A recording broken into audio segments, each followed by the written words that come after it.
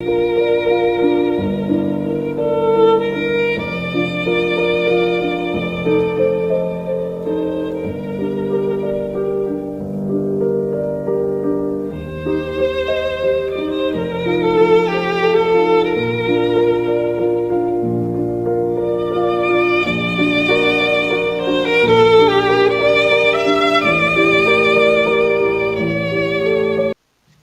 noite a todos. É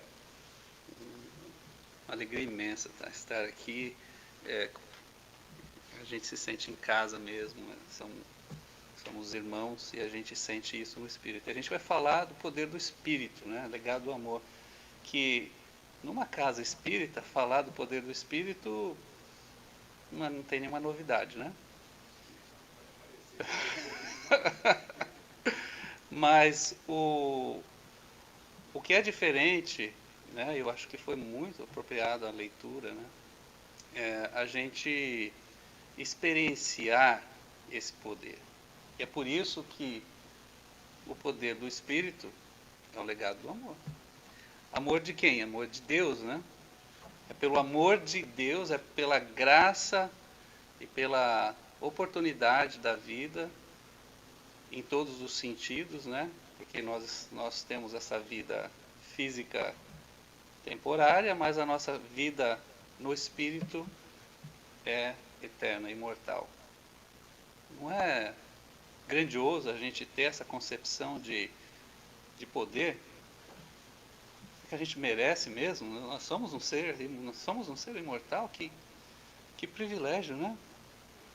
Nós somos muito amados por Deus. Eu esqueci de perguntar aqui de trocar o slide aqui, o rapaz. Não tem problema. Aqui a gente não tem tecnologia. Não, tem o dedinho funciona bem. O dedinho funciona, aqui é no dedo. E é essa forma digital, né? Que exatamente, é autenticamente digital, verdadeiramente digital. Então, antes da gente, a gente já iniciando, né, a nossa conversa, a nossa reflexão da noite, que eu possa falar do meu espírito, porque é essa a nossa intenção. E que nós possamos colocar Jesus no centro de tudo que a gente faz, de tudo que a gente fala e de tudo que a gente almeja ser e fazer. Então, para a gente ter uma noção do significado, né, que quando Nicodemos se encontrou com Jesus, nessa passagem aqui, ele estava explicando para Nicodemos. Imagina, Nicodemos era um rabino muitíssimo graduado no Sinédrio. E ele teve, foi à noite às escondidas, né, porque não queria ter algum problema com a imagem dele, mas ele tinha a curiosidade e tinha a necessidade de fazer essa referência a Jesus, né? Fazer essa referência para absorver conhecimento. Tem que ser o Filho de Deus, porque esses milagres, né? Esses milagres todos, como é possível? Então está aqui, é um grande profeta. Não tinha ainda a convicção que Jesus era o Messias mesmo. Mas aí Jesus fala isso para ele, né? Não te maravilhas de ter dito, necessário vos é nascer de novo. O vento assopra onde quer, e ouves a sua voz, mas não sabes de onde vem, nem para onde vai. Assim é todo aquele nascido do Espírito. Ou seja, o Espírito é que nem o vento. Ou seja, tem uma simplicidade e ao mesmo tempo essa complexidade, né? Porque o vento a gente não vê. É o Espírito, né? A gente não vê o Espírito, mas a gente sente. E esse sentimento, na sua expressão mais pura, é o amor. O amor é o sol de todos os sentimentos que nós temos. E aí a gente traz aqui essa comparação do poder do vento. Esse aqui é aquelas turbinas, né? E ela produz aquela energia eólica que com o vento, né, aquela energia cinética transforma-se numa energia elétrica e com isso, né, com essa energia, com esse poder, né, move-se muitos motores e ilumina-se muitas cidades, etc. E nós somos essa turbina, para colocar num aspecto assim bem simplista. Nosso grande objetivo, enquanto espíritos encarnados, é a gente estar sempre absorvendo essa energia de Deus. Porque Deus está em todas as coisas. Está em nós, está na natureza, está nos nossos irmãos, nas nossas irmãs, está em tudo. Mas nós temos Deus dentro de nós, mas nós precisamos capturar isso, processar, para que a gente consiga trabalhar aquela nossa energiazinha, que às vezes é só aquela faísquinha, mas quando a gente absorve tudo aquilo, nós somos essa turbina. O problema é que a gente se sente muitas vezes igual aquele homenzinho lá em cima. Embora nós sejamos aquela turbina, a gente ainda tem um pouco de dificuldade de experienciar, viver todos os dias, em tudo que a gente faz, essa harmonia com Deus. E quando a gente fala de Deus, a gente está falando de tudo que a gente conhece e de tudo que a gente não conhece, mas a gente sente, igual o vento. Faz sentido? A gente não se sente às vezes assim, muito embora a gente tenha Deus nos deu tanto amor, tanto poder, que nós somos essa turbina enorme. Mas grande parte da nossa existência a gente ainda tem uma dificuldade, não todos, né? E esse é o objetivo da doutrina espírita, da casa espírita, do trabalhador espírita, para a gente disseminar e a gente lembra os irmãos e a gente se lembra nós mesmos. Nós não somos o que nós estamos aqui fisicamente, nós somos muito mais. Mas a gente precisa vivenciar isso. E o poder do Espírito e o seu legado é puramente o amor. E de novo, o amor é que nem Jesus disse, que nem o vento também. A gente não consegue ver o amor, né? O amor é todo sentimento. São todas as interações que nós fazemos com as pessoas que nós amamos. É todo aquele movimento de dar e receber, mas a partir de cada pensamento que a gente gera, a partir de cada ação, a partir da nossa personalidade, porque o nosso espírito se manifesta pelos nossos pensamentos, pelas nossas emoções, pelos nossos sentimentos, né? E o corpo aqui é esse instrumento que facilita isso. Aí nós temos, né, brilhante a referência, o Paulo, né, teve uma mensagem da abertura aqui, uma referência do Paulo, e aqui na carta aos Coríntios, né, isso aqui é bem famoso, todo mundo sabe, né, ainda que eu falasse a língua dos homens e dos anjos, e não tiver amor, sou como o símbolo que retine. Ou seja, sem amor, não tem graça a vida, não tem objetivo. O amor é a força do espírito. E o espírito, sem espírito, o corpo é somente uma máquina. O corpo é um instrumento que nós estamos aqui para a gente utilizar e a gente passar por essa nossa caminhada, essa nossa jornada de aprendizado. Mas ele coloca essas premissas. E aí é o importante para a gente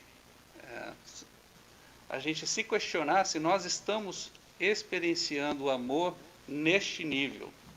O amor é paciente. Eu tenho sido paciente? Eu sou paciente? Como? Né? Vamos fazer um examezinho para ver como que está o nosso nível de amor.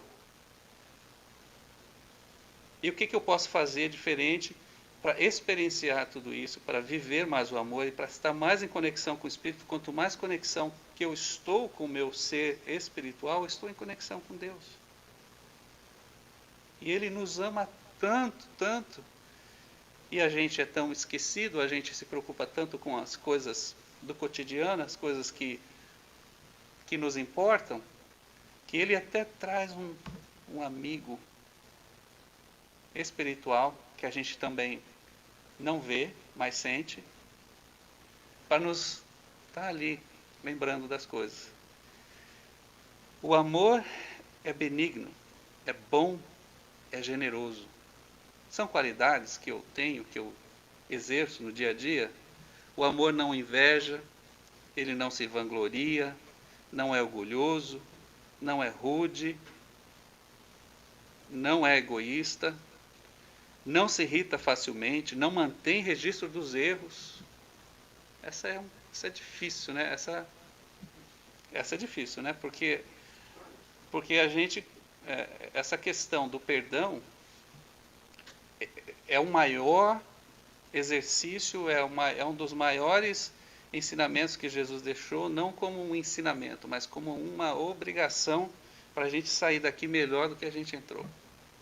E uma das situações do perdão é que às vezes, a gente consegue perdoar, mas a gente não consegue necessariamente esquecer.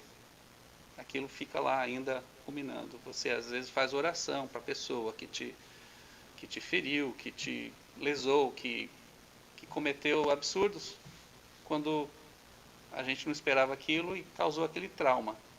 E trauma é realmente, até cientificamente, são situações que a gente precisa muito tempo e muito estudo, muita resignação para a gente superar. Mas é um exercício necessário. E às vezes esse trauma já estava no nosso plano reencarnatório. Então a gente tem que passar por ele também. Então a gente tem que trabalhar em não manter o registro disso, ou trabalhar mais um perdão com mais amor, a gente vai conseguir fazer isso. Não se deleita no mal, regozija-se com a verdade. Sempre protege, sempre confia, sempre espera. Persevera sempre e nunca falha. Ele termina com nunca falha, né? Nunca falhar é difícil, mas acho que a nossa, né, como o Allan Kardec coloca no Livro dos Espíritos, né, que o verdadeiro espírito não é aquele ser perfeito.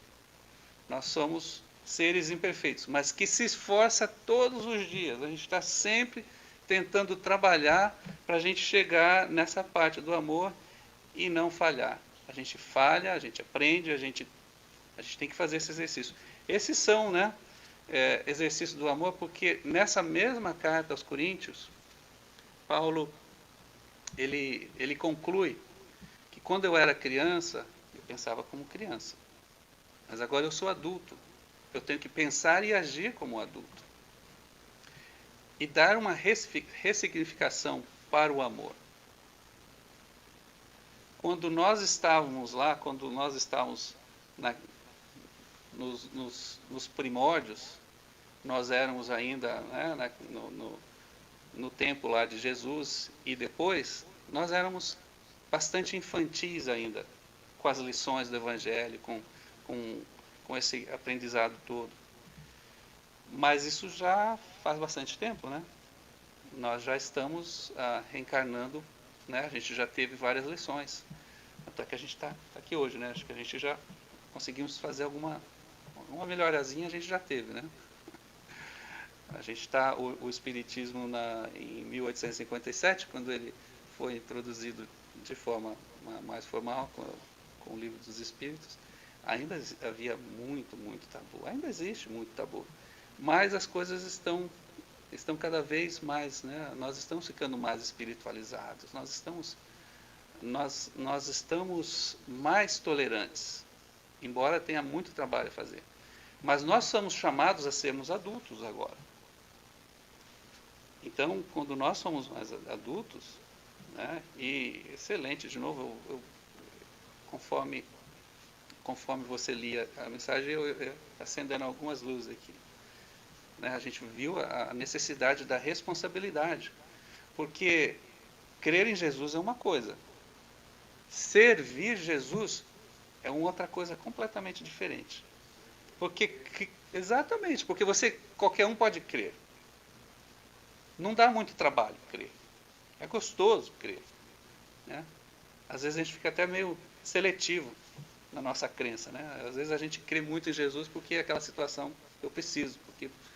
Mas servir a Jesus é um compromisso, é uma responsabilidade, é um trabalho diário, é fazer essa labuta que o espírita tenta fazer e também sem ficar só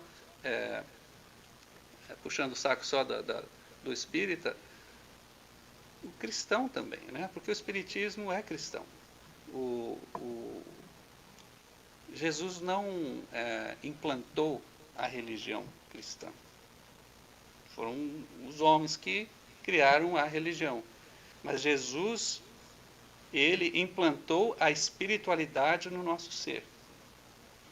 E essa espiritualidade pura, simples, de aquela frase, tudo que você quer para você, faça para o seu irmão, ame o seu próximo como a ti mesmo. Essa é às vezes uma cruz que a gente precisa carregar. E ele diz, né? Porque a gente está chegando na semana que vem, na Páscoa, né? E tem a Sexta-feira Santa e tal, que simbólica, Jesus teve todo o seu calvário. E existe, né, com todo o respeito às outras religiões evangélicas, cristãs, e todas aquelas que têm o Cristo também como o modelo e guia também, né? Mas é mais dogmatizado.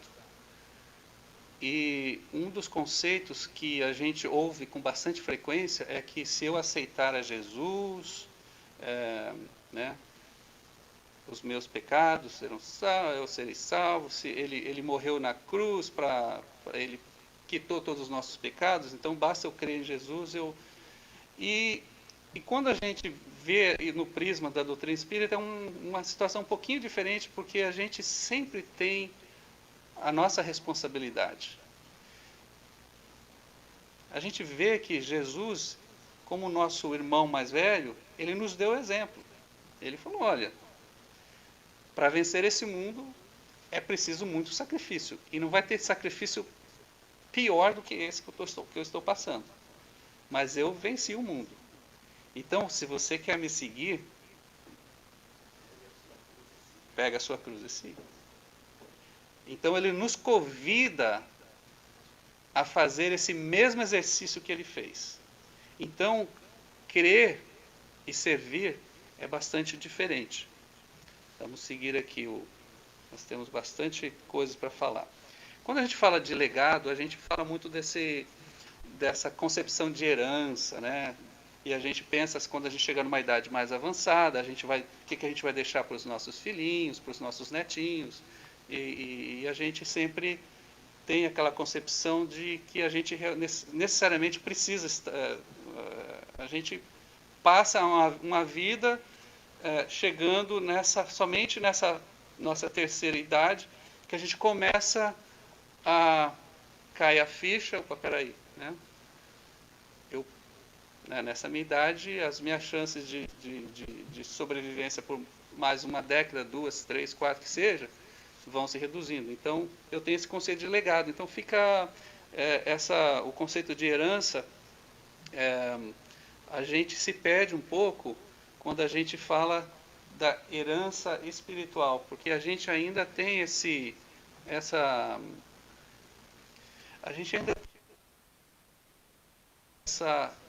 situação em que o espírito,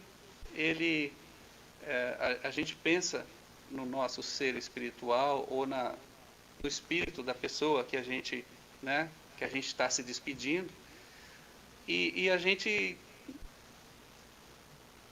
infelizmente, a gente concentra muita energia somente naquele momento. A gente não vive a realidade que o nosso espírito está vivíssimo todos os dias, e a passagem não vai fazer diferença. A gente só vai para uma esfera melhor, mas a gente necessariamente vive em comunhão com o mundo dos espíritos. Eu estou falando isso porque eu tive um evento de quase morte.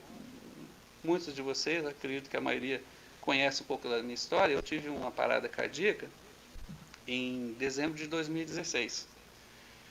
E até hoje eu ainda eu ainda me questiono bastante sobre esse evento. Porque não foi só um evento de ter uma parada cardíaca, mas a probabilidade de sobrevivência era assim quase zero. Porque eu fiquei 15 minutos com o coração parado, sem respiração, e os companheiros estavam fazendo massagem cardíaca, mas quando veio a ambulância, eles me deram um choque, mas nem funcionou o choque, porque tinha passado tanto tempo. O choque no coração para tentar, né, eles precisavam declarar o óbito. Eu saí da cena ali, né, uma festa de Natal com os companheiros de trabalho, todo mundo alegre, e aí, conversando com a minha amiga lá na sala, ela fala que a última coisa que eu falei assim, nossa!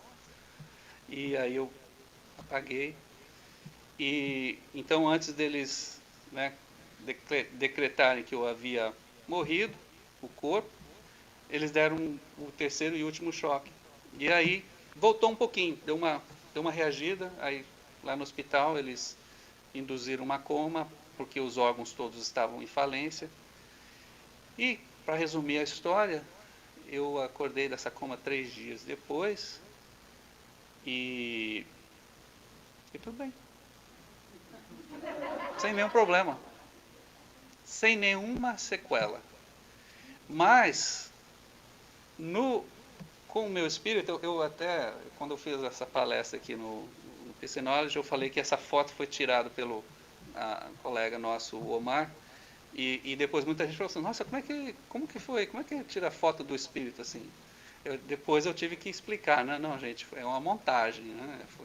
É um trabalho que ele fez. Depois a gente fez acho que eu apresentei aqui uma vez, um filminho chamado O Romper do Teto. E o que aconteceu é que, imediatamente, esse é o poder do Espírito. Imediatamente, eu estava totalmente lúcido e consciente do que estava acontecendo. Ali está o meu corpo, ali está essa situação, e aqui estou eu. Só que você fica meio atordoado, né, naquele momento. Mas, olha só como Deus está presente. Imediatamente uma equipe espiritual veio me atender. A primeira coisa que eles fizeram foi me isolar, né, para não ficar impressionado, porque você ficar que nem o André Luiz, né, ficar fazendo muita observação, você perde o foco, né? E ali a minha linha de vida biológica estava muito tênue, que esse cordão de prata que liga o espírito com o corpo estava assim no último, né, no último fio que podia estar. Mas o que a gente aprendeu com essa experiência é que o mundo espiritual está ali para nos atender. Está ali para nos atender. E faz diferença a gente participar, a gente estudar sobre o Espírito. A gente ter essa reverência com Deus. A gente tentar buscar um pouquinho mais a lógica das coisas, a razão, por que eu estou aqui, né, para onde eu vou, o que eu vou fazer. A gente tem tanto material, a doutrina espírita e o movimento espírita, né, e a gente tem que agradecer muito aos nossos pioneiros, né, voltando lá atrás, desde Kardec, Chico e todos os grandes, né, o Dr. Bezerra e tantos, né, só estou falando aqui dos pioneiros e tantos outros, que eles vêm trazer essas luzes para nós. E nesse momento de desespero, que eu poderia, né, só A maioria das pessoas, elas vê um túnel, uma luz agradável, calor, e elas perdem essa experiência de estar vivendo o seu espírito e vivendo a situação, por conta da gente, e não é meritório, gente, eu garanto para vocês, não é nenhum crédito, depois eu vou até explicar, depois eu tive até uma revelação sobre isso.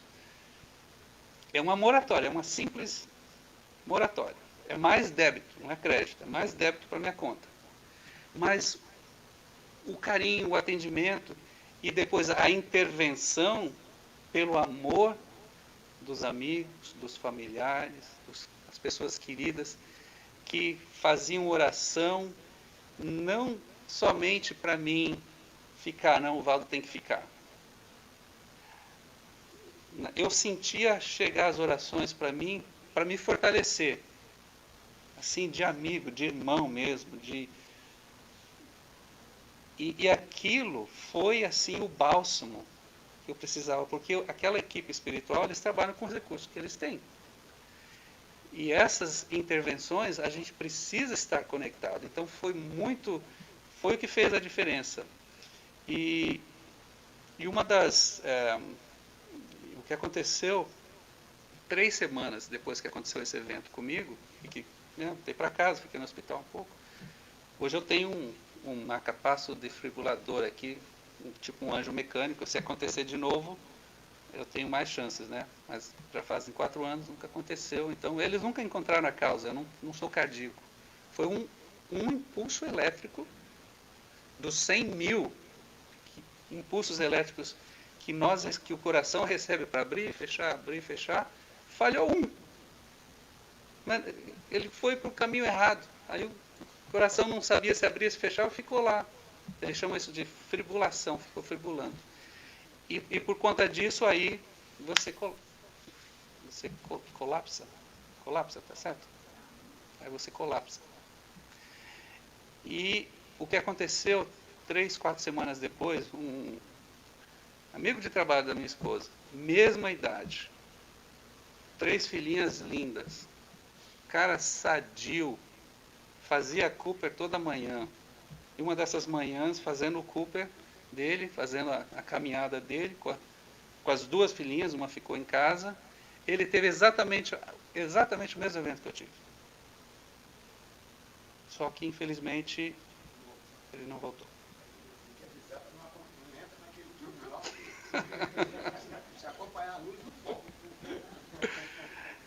Ele foi levado para o hospital e tentaram, né? Mas e aí porque a minha esposa ficou bastante chocada com aquilo, ela tinha, né? E era uma pessoa bem-sucedida, querida, com espírito. Eu fiquei com aquilo, né? Por quê, né? Por que eu e ele, não eu? A primeira revelação foi assim mais filosófica, mais assim doutrinária, né? Não, família, espiritismo, evangelho, né? Especificamente o Sermão da Montanha. Então vieram essas primeiras luzes.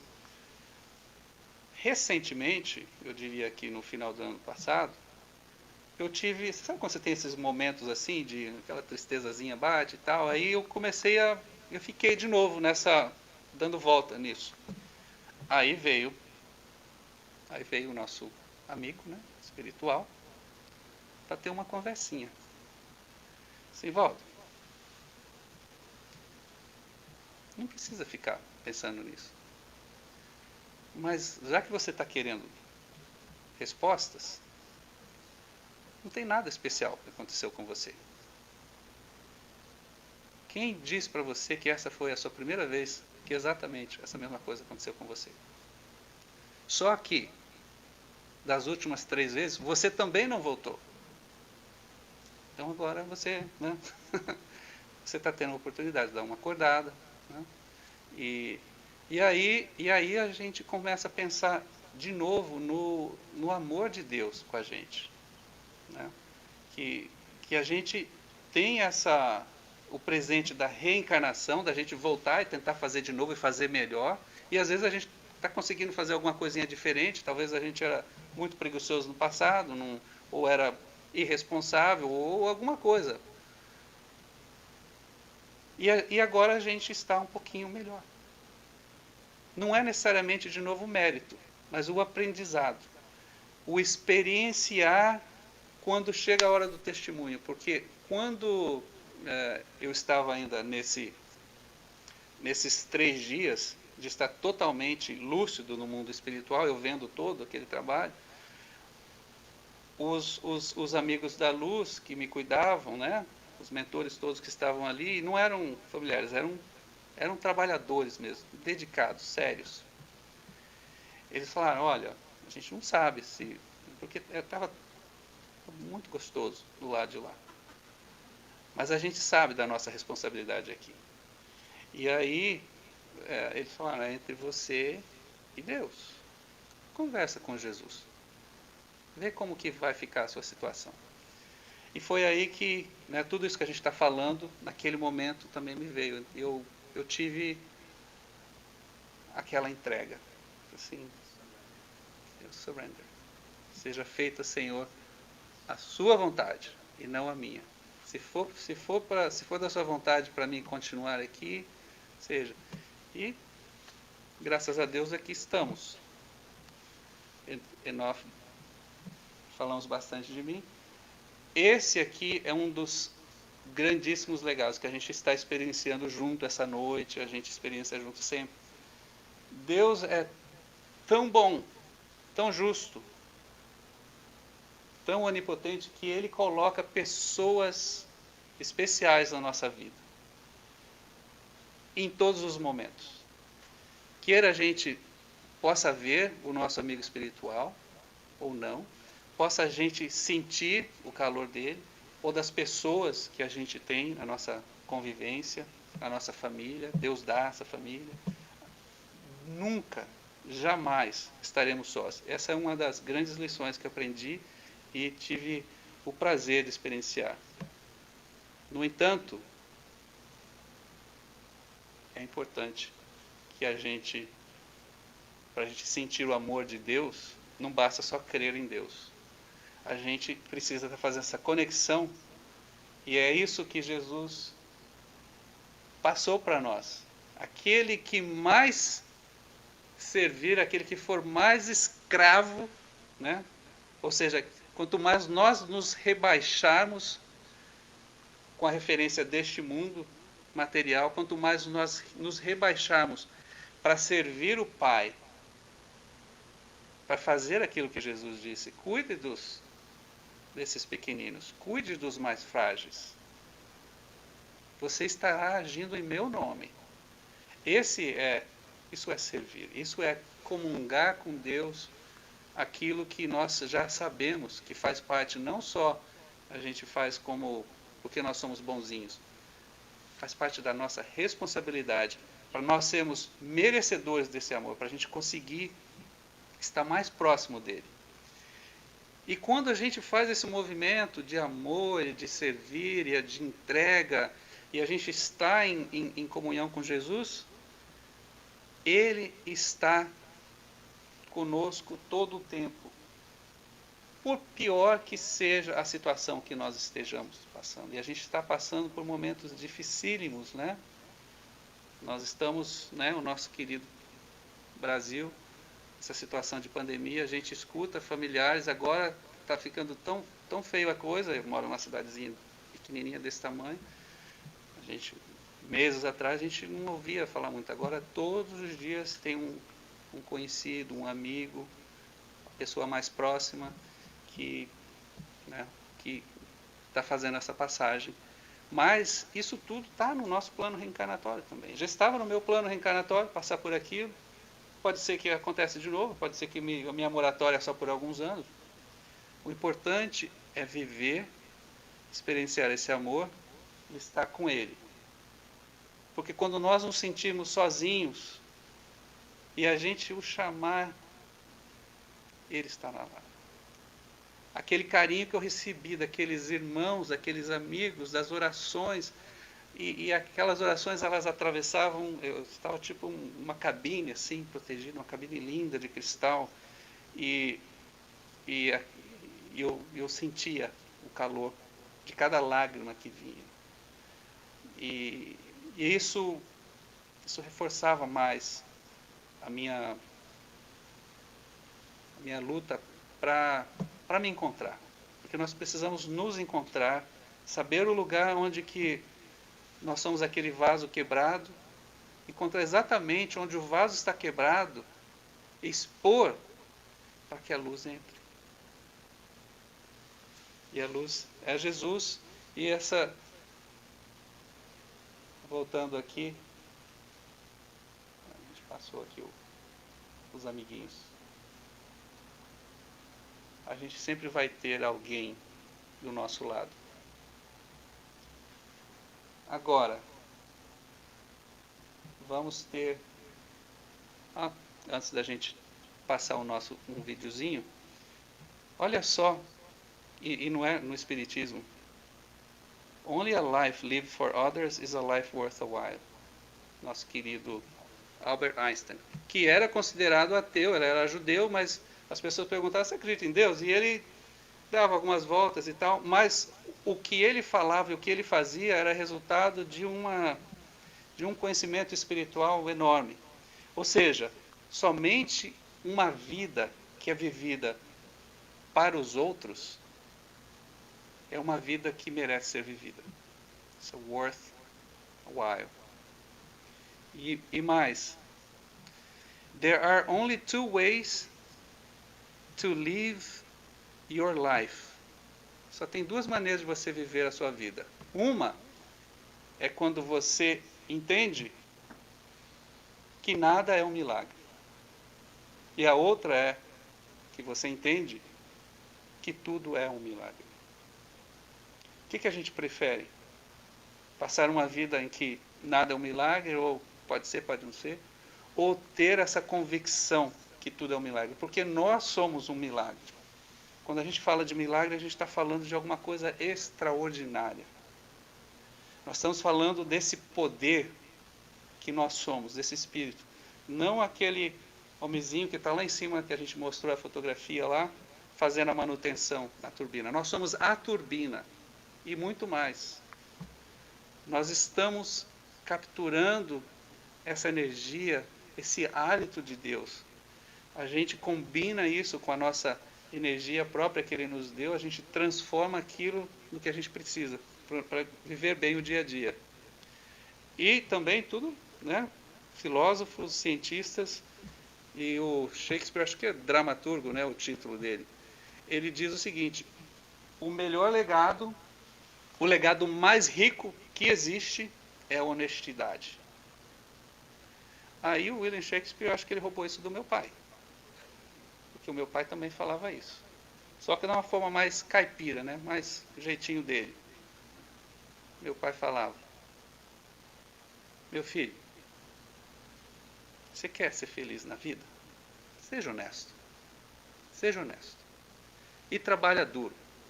Seja honesto e trabalha duro. Tudo que você fazer, faça com honestidade. E trabalha.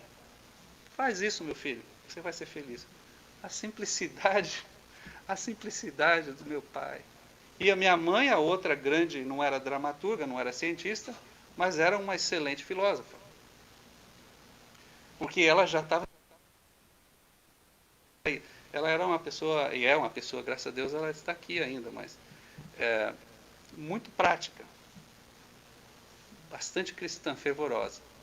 Ela era católica, hoje é evangélica. E ela dizia: sua consciência, meu filho, seu guia. Sua consciência é seu guia. Falou pouco e falou tudo. E o que a gente faz, né? O que é fazer o bem? O que é fazer o bem? No Livro dos Espíritos, nessa questão 918, Kardec coloca de uma forma também bem fácil da gente entender, que a gente fica fazendo, ok, então o que eu preciso fazer para fazer o bem? Aí ele diz: o verdadeiro homem de bem é o que pratica a lei da justiça, amor e caridade na sua maior pureza.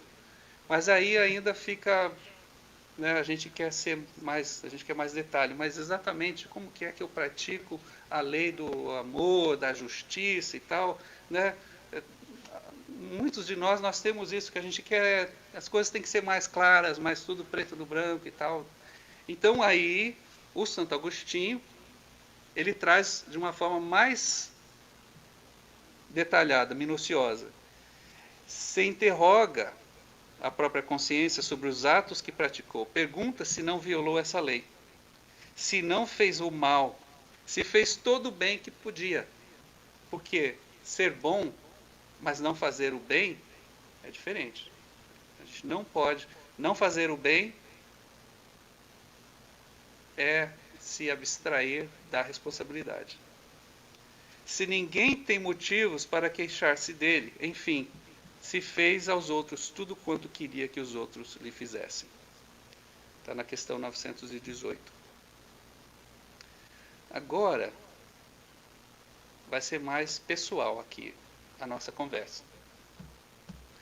Nós estamos falando de poder do espírito, legado de amor, nós somos os nossos sentimentos. É importante que nós façamos dar uma checada que legado nós estamos deixando. Então, primeiro eu vou mostrar um aspecto um pouquinho negativo, mas realista, e depois a gente fala. Vamos ver se vai funcionar aqui o nosso videozinho. Vamos ver. Vamos fazer uma concentração. Ver se ele... Ok. Não. Tem que apertar o botãozinho aqui. Tudo bem. O nosso técnico já está de espreita ali. Se apertar aqui, o Alexandre, funciona não? Se não passar o vídeo não tem problema também. A gente... Não, aí eu vou ter que fazer um pouco de teatro, né? Lembra dos nossos grupos? Pode ir aqui, ó. Volte no YouTube.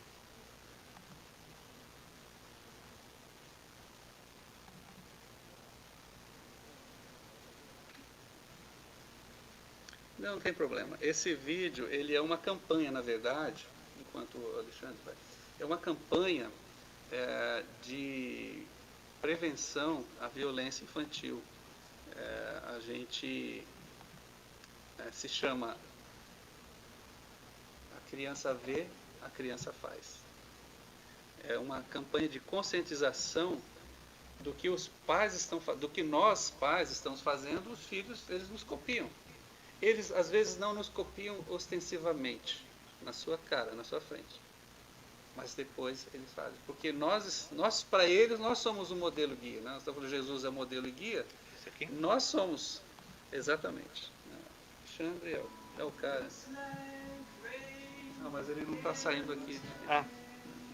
Tem que mudar a tela. Super. Então vamos assistir o vídeo, aí a gente faz um comentário. Depois o Alexandre não pode ir embora porque a gente precisa dele aqui para voltar não. E arrastar lá.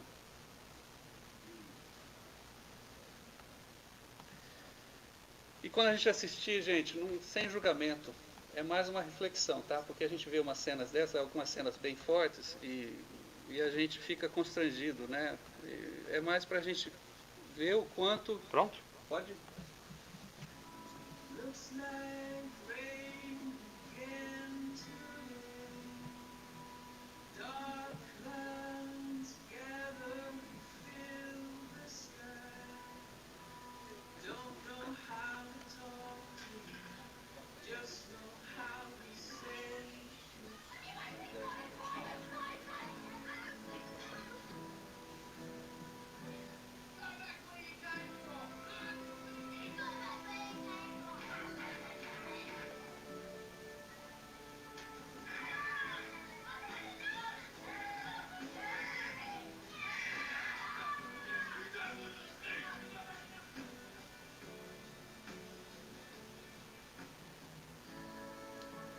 Children see, as crianças veem, as crianças fazem. É a parte positiva, né? O exemplo da ajuda.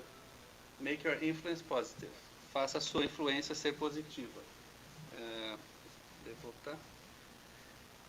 Então, de novo, a intenção é a gente ver, ainda mais quando a gente está nesse momento de crise, a gente vê que o que acontece, a gente vai ver nessa outra tela aqui, que a nossa saúde mental, quando eu falo nossa, humanidade, né, nessa situação. Mas esse trabalho foi um trabalho feito pelo Instituto Gallup, bem recente, 2020, final de 2020. É uma estatística que mostra como que a nossa saúde mental e emocional está em queda. Nós tínhamos, assim, por quase 10 anos consecutivos, em 2019, 85% das pessoas, quando perguntadas sobre como você classifica a sua saúde mental, as pessoas diziam que elas se sentiam excelente ou boas. Caiu em 2020 para 76% dessas pessoas. 76%. Nós estamos falando nos Estados Unidos, uma população de mais ou menos 331 milhões de pessoas, arredondando 340. Então, essa queda de 9% de excelente para boa, foram 30 milhões de pessoas. Olha só as pessoas que consideram que a saúde mental delas é pobre. São muito corajosos, né? Para você assumir isso, tem que ser uma pessoa que sente-se bastante seguro. E 18% razoável. Razoável não é boa, razoável é mais ou menos. São 23% somando os dois, que dá mais ou menos 75 milhões de pessoas, 76 milhões de pessoas. 23%. Vamos arredondar aí um quarto da população. É bastante significativo, não é? Agora, o CDC, que é o Center for Disease Control, que é a autoridade, a sumidade sobre toda essa crise da pandemia, se entrar no site dele e perguntar qual que é a causa das doenças mentais, ele vai listar essas 6. Experiência adversa no início da vida, como trauma ou história de abuso, por exemplo, abuso infantil, agressão sexual, testemunhar violência, etc. Experiências relacionadas a outras condições médicas contínuas, crônicas, como câncer, diabetes. Fatores biológicos, como genes ou desequilíbrios químicos no cérebro. Uso de álcool, drogas recreativas. Ter poucos amigos. Sentir solidão ou isolamento. São as 6 causas principais de nós termos os nossos distúrbios, os nossos desequilíbrios mentais, emocionais. É importante a gente estar falando isso porque isso está vinculado com o espírito.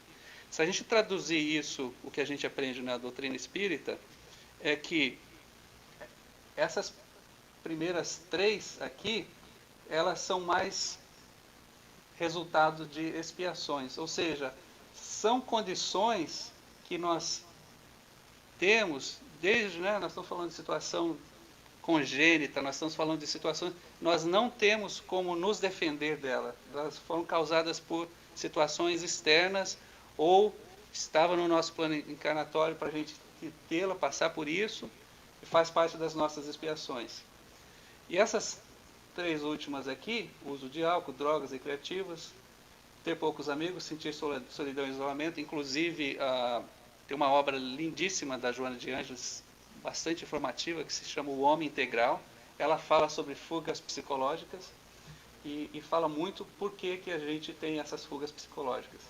Isso aqui seriam mais ou menos o que a gente consideraria como provas. Ou seja, a gente passa pelas expiações, a gente tem grandes dificuldades, a gente tem esses traumas todos, essas situações que a gente já carrega com a gente, porque já faz parte da nossa dívida para a gente resgatar. E aí a gente tem essas outras aqui, a gente está usando dados do CDC, mas a gente está tentando dar uma traduzida nisso. São as provas. Porque dependendo do nosso caráter, a gente vai usar melhor o nosso livre-arbítrio e a gente não necessariamente vai ter poucos amigos, a gente vai sentir solidão, isolamento, ou a gente vai ter essas fugas psicológicas. Está mais no nosso livre-arbítrio, né, nas nossas escolhas. Agora, sai um pouquinho fora aqui do quadro, mas está bem. Essa obra do Emmanuel, né, Pensamento e Vida, é uma pérola. É uma pérola. É assim, quem não tem essa obra, por favor, adquira, porque olha só, somente nessa passagem o Emmanuel coloca tudo isso que a gente está falando e muito mais de forma bem esclarecida. Tudo que foge à lei do amor e do progresso, sem a renovação e a sublimação por bases, gera o enquistamento mental, que nada mais é que a produção de nossos reflexos pessoais acumulados e sem valor na circulação do bem comum, consubstanciando as ideias fixas em que passamos a respirar depois do túmulo a feição de loucos autênticos, por nos situarmos distante da realidade fundamental. O Emmanuel, a gente precisa quebrar isso tudo em pedacinhos. A gente precisa, inclusive, eu até peguei aqui da Infopíria, enquistamento, né? Ele usa uma linguagem rica, português bastante rico, então ler Emmanuel é cultura também. Enquistamento é falta de progresso ou evolução, estagnação. Então tudo que foge quando a gente foge do amor, tudo que a gente foge do amor, a gente está se distanciando. E ele colocou aqui, distantes da realidade fundamental. O que é a realidade fundamental? Que nem aquela música sertaneja que diz, é o amor. Só não dá para fazer mais um coreia, só por aí. O Deus, a fonte de todo amor, fonte de toda a vida, fonte de tudo que nós precisamos e muito mais que a gente não tem nem ideia do poder que nós temos em nosso espírito. Aí, como eu sou economista de profissão, eu resolvi pegar essa passagem do Emmanuel e traduzir numa das parábolas eu, de repente foi até inspirado, porque quando o Emmanuel coloca isso, vamos ver se vocês podem me ajudar a adivinhar em gráfico que parábola é essa. Não dá para saber ainda, né? Mas essa aqui, alguém se aventura? Não dá, né? Vamos um pouquinho mais à frente, aqui, aqui.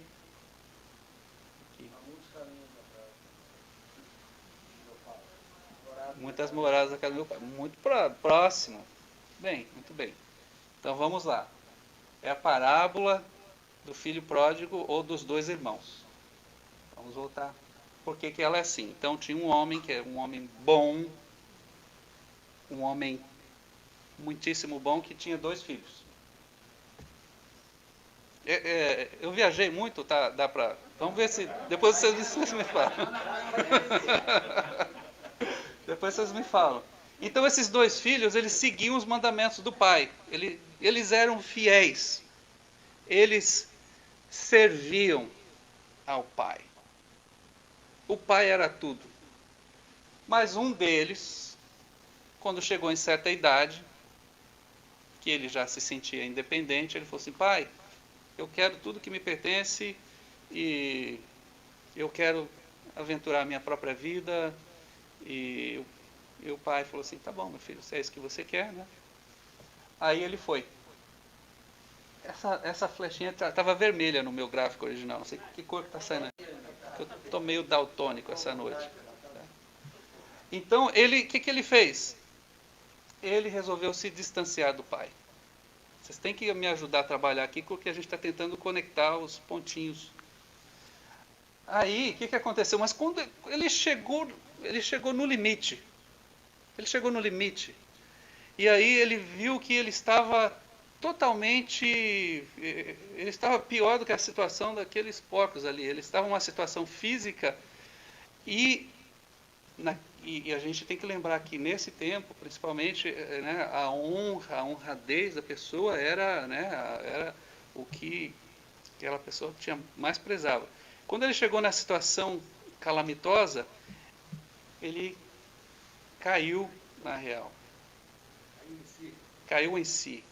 E aí ele lembrou que ele estava muito distante do pai. Quando ele estava com o pai, até os servos, que ele era os filhos, né? E tinha os servos do pai tratavam os servos com tanto amor, com tanto carinho, que ele queria voltar para a casa do pai, que ele não merecia mais seu filho. Que ele falou assim: eu quero ser o seu servo, pai. Porque ele sabia que os servos recebiam amor, recebiam respeito. E ele queria pelo menos ser servo do pai. Aí o que ele faz? Ele faz o caminho de volta. E se coloca abaixo da posição que ele estava. Mas nesse movimento que ele faz, o pai o recebe e fala assim: não, meu filho, você continua sendo meu filho. E o outro irmão aqui, ele começou a ficar com ciúmes. Ele falou assim: peraí, tem alguma coisa errada aqui. Esse teu filho aí, ele gastou todo o dinheiro, fez tudo, está dando festa. Disse, não, meu filho, esse teu irmão estava morto. E agora ele está vivo. A gente tem que celebrar. E esse outro irmão, ele começou a viver uma situação que ele também começou a se distanciar. Vamos colocar os quadrinhos para significar tudo isso. E aquele irmão que tinha se regenerado continuou no caminho reto. O pai, a lei do amor é a lei de progresso, realidade fundamental. Ou seja, Deus nos cuida com as suas leis. As suas leis são magnânimas, são perfeitas, para seres imperfeitos. É por isso que a gente bate cabeça, né? Leis perfeitas, seres imperfeitos, a gente vai... Mas a lei dele transmite o amor e tudo que a gente precisa, a realidade fundamental. Esse filho aqui, que ficou com ciúmes do pai, mas ele não rompeu com o pai, ele começa a fazer um mesmo movimento, só que ele começa a viver o que a gente chama aqui de isolamento, que é aquele desequilíbrio que a gente está falando, que também afeta nós biologicamente. Isso por conta do egoísmo, desamor, as ideias fixas. Lembra que o Emmanuel coloca lá, essas ideias fixas no personalismo, a gente no centro, depois do túmulo nós vamos ficar como loucos. Ou seja, mesmo na nossa realidade do espírito, se nós não nos libertarmos do ser egoísta, que centra tudo nele e que vive a inverdade, vive desonestamente, que acha que crê no Pai, que acha que faz tudo que o Pai quer, mas internamente ele não serve ao Pai. Ele não serve ao Pai com toda a sua alma, com todo o seu coração, com toda a sua força, né? Que é isso que é o mandamento.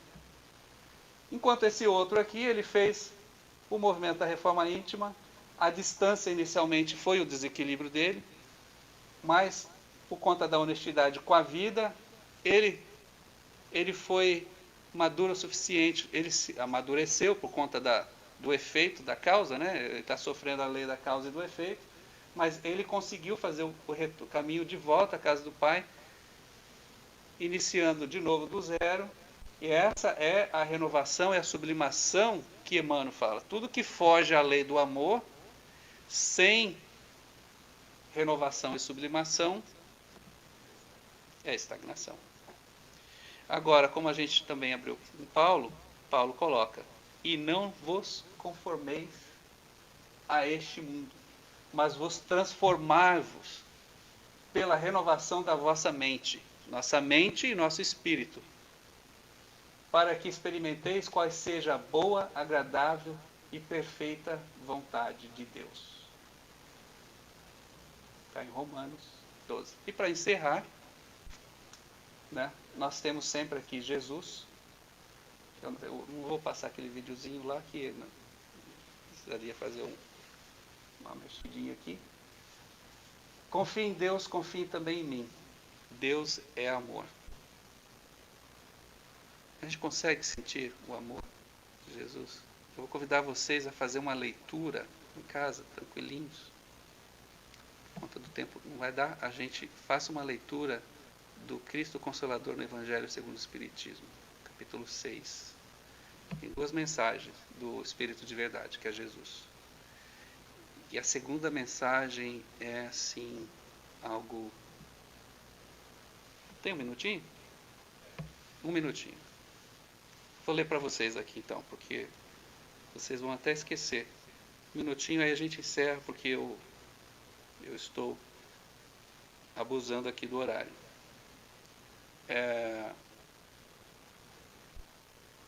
Tudo bem, hein? Não, está aqui. Venho instruir e consolar os pobres deserdados. Enquanto eu leio, concentre em Jesus. Se tiver com alguma dificuldade de concentrar, tem essa imagem bonita aqui dele nos abraçando. Venho dizer-lhes que elevem a sua resignação ao nível de suas provas, que chorem, porquanto a dor foi consagrada no jardim das oliveiras, mas que esperem, pois que também a eles os anjos consoladores lhes virão enxugar as lágrimas. Obreiros, traçai o vosso suco, recomeçai no dia seguinte o afanoso labor da véspera. O trabalho das vossas mãos vos fornece aos corpos o pão terrestre. Vossas almas, porém, não estão esquecidas, e eu, o jardineiro divino, as cultivo no silêncio dos vossos pensamentos. Quando soar a hora do repouso, e a trama da vida vos escapar das mãos, e vossos olhos se fecharem para a luz, sentirei que surge em vós e germina minha preciosa semente.